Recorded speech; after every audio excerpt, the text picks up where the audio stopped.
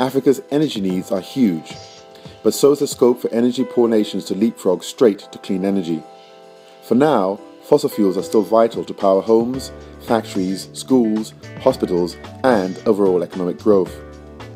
But in spite of the oil price drop, renewable energy sources are poised to claim a huge and growing share of Africa's energy mix. Global climate negotiations have thus far yielded little for Africa. In 2015, African nations will become more forthright, seizing the chance to shift the climate narrative from one of dependence to one of opportunity and transformation. Controversially, that will mean defending Africa's continuing need to exploit fossil fuels and showing the rich world that climate justice means investing more in clean energy and protecting African forests and farmers. A troubled global banking system, increased US interest rates, tense climate finance negotiations, and less international aid. For all these reasons, a lack of available finance is likely to be a key constraint for Africa in 2015. But in response, African investors and governments will innovate more. Peer-to-peer banking and mobile banking will thrive. More and more Africans will embrace the power of domestic savings, and insurance markets will emerge as an exciting and effective means to invest those savings. As a result, African banks will finally face a much-needed shake-up. The pace of investment into Africa will slow as oil and gas exploration money drops off and higher US interest rates attract foreign investment to the United States. But many investors will see the long-term potential of a whole array of African industries, such as renewable energy, farming, fisheries, and fashion.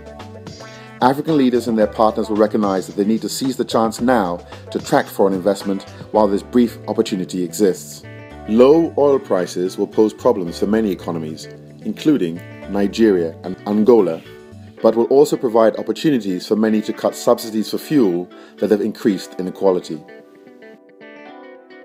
Nigeria, Africa's most populous country and largest economy, will remain tense ahead of its February elections, which will show the world both its incredible strength and fragility. Nigeria has a chance to set a course that will harness its brilliance and energy to be a positive global force. Africa will benefit from the continuing global push for greater transparency, including in the extractive industries. In the United States, resistance from the American Petroleum Institute to increased revenue transparency will be seen for what it is, a tiresome reactionary trend to the global transparency revolution. More Swiss-based commodity companies will sign up to the Extractive Industries Transparency Initiative EITI standard, following Trafigura, which announced its policy in November 2014. The Swiss commodity trading sector has long been viewed as the last bastion of secrecy, standing firm against a global revolution that elsewhere is bringing transparency to the oil, gas and mining industries and their operations in Africa. The crackdown on corporate secrecy in Europe, including anonymous company ownership, will continue, and the United States will be forced to follow suit. Countries will feel increased pressure to make public registers of who owns companies, denying shelter to those who've been hiding illicit gains from Africa. A global alignment of interests will see business leaders, the banking industry, and law enforcement authorities increasingly raise their voices in favor of this level of transparency.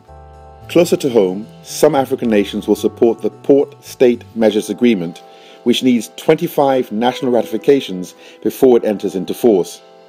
Africa has 35 coastal nations and some of the world's regions most hit by illegal fishing. Africa's role will therefore be critical in pushing forward this important global agreement. And as always, the continent will continue to build its Pan-African identity and cultural influence around the world. Watch out for African fashion and films going global, the rise of Pan-African banking, Pan-African food markets, and new Pan-African social media platforms such as Mara Online, emerging to challenge the global giants of Twitter, Facebook, and LinkedIn.